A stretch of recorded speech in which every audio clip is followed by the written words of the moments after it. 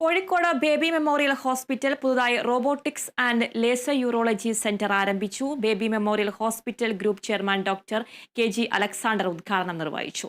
Robotic സർജറിയിൽ നിരവധി മേന്മകളുണ്ടെന്ന് അദ്ദേഹം പറഞ്ഞു.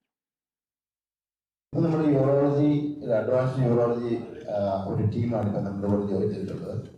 നമ്മുടെ യൂറോളജി ഓൾറെഡി കോഴിക്കോട് കാലിക്കറ്റ് വരുമാനങ്ങളിൽ എക്സിസ്റ്റിംഗ് യൂറോളജി ടീം ഉണ്ട്. അവരോടൊപ്പം തന്നെ ഇവർ പ്രവർത്തിക്കുന്നു. എടുക്കുന്ന എക്യുപ്മെന്റിന്റെ ഓരോ കേസിനും ഉപയോഗിക്കുന്ന ഗാഡ്ജറ്റ്സിന്റെ ചാർജ് മാത്രമേ അഡീഷണൽ ആയിട്ട് നമ്മൾ ഇടാൻ ഇതുള്ളൂ.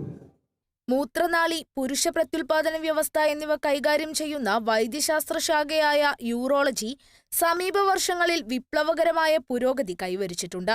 അവയിൽ റോബോട്ടിക് സഹായത്തോടെയുള്ള ശസ്ത്രക്രിയ ഒരു ഗെയിം ചേഞ്ചറായി വേറിട്ട് നിൽക്കുന്നുവെന്നും സിഇഒ ഡോക്ടർ അനന്ത് മോഹൻ പൈ പറഞ്ഞു.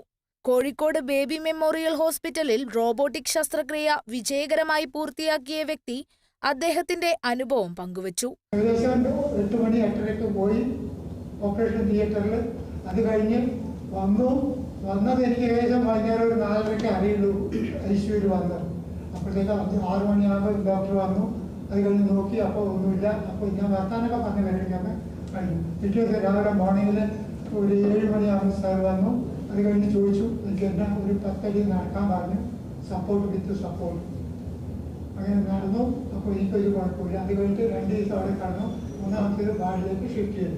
മെച്ചപ്പെട്ട കൃത്യത, വഴക്കം, നിയന്ത്രണം എന്നിവയോടെ സങ്കീർണമായ നടപടിക്രമങ്ങൾ നടത്താൻ ശസ്ത്രക്രിയാ വിദഗ്ധരെ അനുവദിക്കുന്ന കമ്പ്യൂട്ടർ സഹായത്തോടെയുള്ള ശസ്ത്രക്രിയാ സംവിധാനത്തിന്റെ ഉപയോഗം റോബോട്ടിക് സർജറിയിൽ ഉൾപ്പെടുന്നുണ്ട്. മറ്റ് പ്രമുഖ ആശുപത്രികളുമായി താരതമ്യം ചെയ്യുമ്പോൾ ചുരുങ്ങിയ ചെലവിലാണ് കോഴിക്കോട് ബേബി മെമ്മോറിയൽ ആശുപത്രിയിൽ ഈ ശസ്ത്രക്രിയ നടത്തുന്നത്.